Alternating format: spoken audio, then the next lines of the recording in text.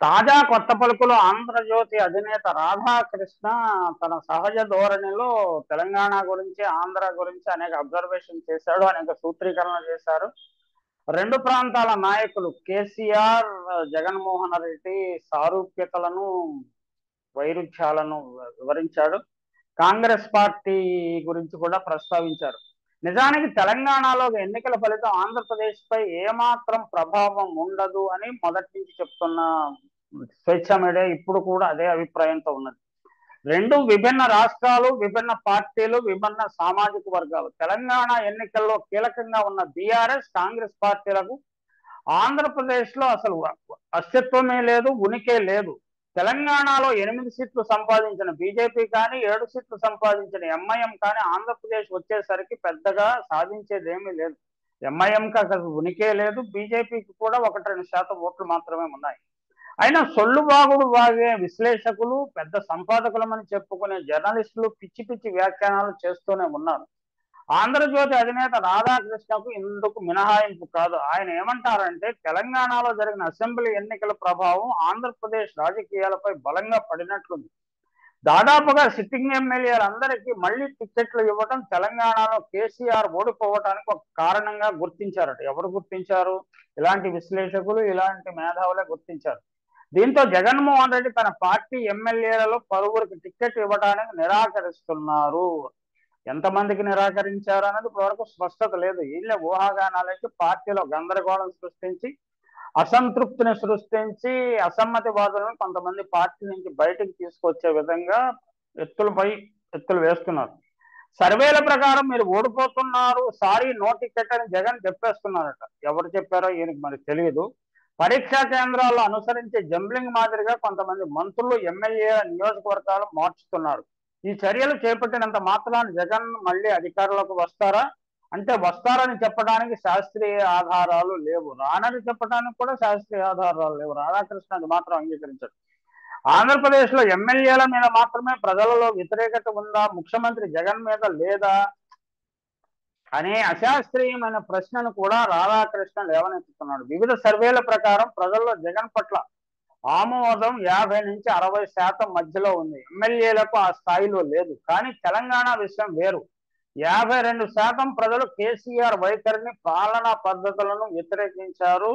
India today C voter survey ప్రకారం ఈ అంశం చాలా స్పష్టంగా వచ్చింది.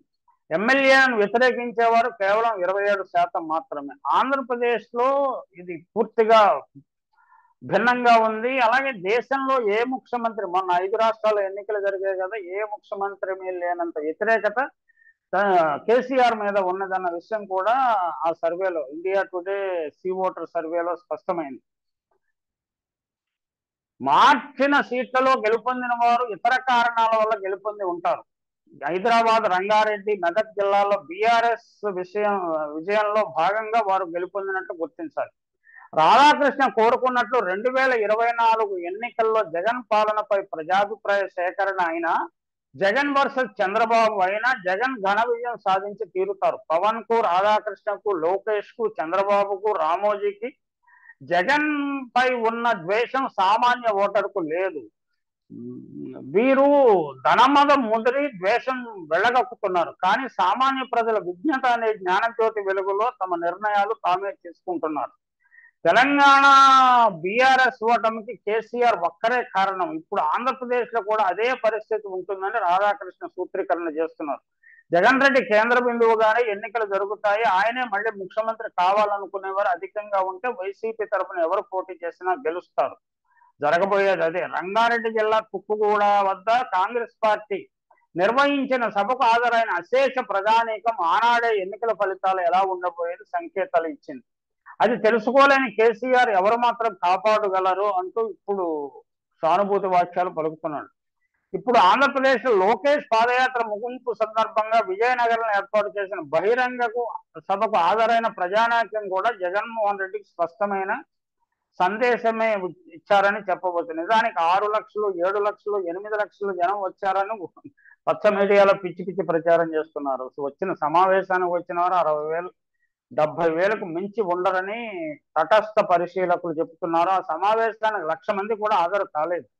ఇదే జగన్ విజయానికి సంకేతం. అలాగే ఈ సమావేశం తర్వాత ఎన్నికల వ్యూహకర్త ప్రశాంత్ కిషోర్ కాళ్ళ వేళ్ళ పడటం కూడా చంద్రబాబు దుస్థితికి, తెలుగుదేశం పార్టీ దుస్థితికి, జగన్ పాపులారిటీకి, జగన్ సంక్షేమ పథకాలకు ప్రజలు ఆకర్షితులయ్యారని చెప్పడానికి నిదర్శనంగా చెప్పుకోవచ్చు. చంద్రబాబు తర్వాత పరిస్థితి ఏమిటి అనుకునే వారికి ఇప్పుడు లోకేష్ రూపంలో ఒక ఆశాకిరణం లభించిందని రాధాకృష్ణ సూత్రీకరణ చేసుకున్నాడు. లోకేష్ కు పూర్తిగా ప్రజామోదం లభించిందని చెప్పలేం, కానీ అతడు తనను తాను రుజువు చేసుకోవడంలో సఫలీకృతుడు యువగళం పాదయాత్ర ద్వారా అన్నది రాధాకృష్ణ అభిప్రాయం.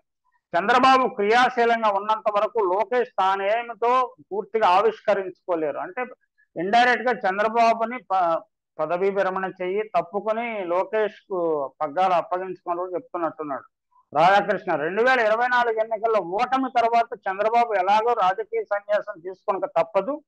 తనను తాను నిరూపించుకోవడానికి లోకేష్ కు కావలసినంత సమయం లభిస్తుంది. చంద్రబాబులో మాత్రమే కాదు, తెలుగుదేశం పార్టీ డిఎన్ఏలోనే పిరికితనం, భయం ఉన్నదన్న వాస్తవాన్ని రాధాకృష్ణ ఈ కొత్త పలుకులు అంగీకరించారు. కేసుల మీద కేసులు పెడుతూ తెలుగుదేశం పార్టీని వణికించడంలో జగన్ రెడ్డి సఫలీకృతుడయ్యాలని కూడా అంగీకరిస్తున్నాడు. రాధాకృష్ణ అంగీకరించారు. గతంలో కూడా ఇలా అనేక సార్లు టీడీపీ కార్యకర్తలను రెచ్చగొట్టడానికి ఆయన ప్రయత్నించాడు. మీరు పిరికి వాళ్ళు, మీరు ఎందుకు తిరుగుబాటు చేయటం లేదు అన్నట్టుగా అనేక వ్యాసాలు రాశాడు. ఆయన ఛానల్స్ లో, పచ్చ మీడియా ఛానల్స్ లో కూడా వచ్చినాయి. తెలుగుదేశం పార్టీని పట్టి పీడిస్తున్న ఈ భయం ఎప్పుడు పోతుందో తెలియదు. అవినీతి కేసుల్లో 16 నెలల పాటు జైలు జీవితం గడిపిన జగన్ కుంగిపోలేదే.